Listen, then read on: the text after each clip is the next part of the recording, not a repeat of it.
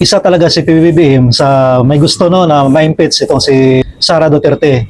Kasi bakit? Kasi guys, naalala niyo yung dati guys, nung ang Pangulo natin si PRRD, tapos yung Vice President niya si Lini Robredo. So sabi ni PRRD, ibinuto niya ng taong bayan, milyon-milyon ang bumuto dyan. So hayaan niyo magtrabaho yung tao. Ayun guys, so nabasa ko lang guys no, yung isang post guys no ni Attorney Neil.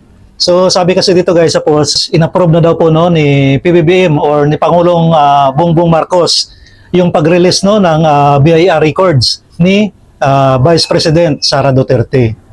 So nung una guys, naniwala talaga ako din kay BBM no na wala siyang kinalaman dito sa impeachment ni Sara Duterte or kay BP no. Hindi talaga ako naniwala kasi sinabi naman niya yan na kagustuhan niya no ng House of Representative doon sa Congress no.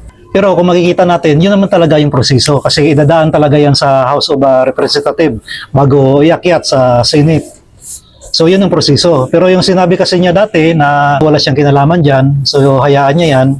So ngayon malinaw na isa talaga si PBBM sa may gusto no na ma-impeach itong si Sara Duterte. Kasi bakit? Kasi guys, naalala niyo yung dati guys, nung ang Pangulo natin si PRRD or si Digong no, Rodrigo Duterte. Tapos yung Vice President niya is si Lini Robredo, which is mayor ngayon no, ng Naga City. So nung pinaplanuhan ng House of Representative na i-impeach si former BP Lini Robredo, hinarang yan no, ni PRRD. So sabi ni PRRD, guys, just leave it. So sabi niya no, ibinuto niya ng taong bayan, milyon-milyon ang bumuto dyan. So hayaan niyo magtrabaho yung tao. So makita mo doon guys, grabe yung pangil ni Digong no, ni PRRD. So sabi niya, bakit niyo i-impeach yung tao? Dahil kinukontra niya ako? She opposing me, sabi niya. So hayaan niyo magtrabaho yung tao kasi binuto yan ng taong bayan. So ganun dapat yung presidente guys no. Pero ito ngayon guys, malinaw no, suportado niya. So kung sabihin man niya na hindi siya may pakana dyan, so nandun pa rin na suportado niya yung impeachment.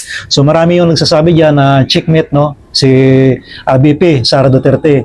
Checkmate nga siya, pero hindi pa naman ibig sabihin no, na namati na no. Ibig sabihin maraming beses ka nang ma-checkmate pero hindi pa yun namati.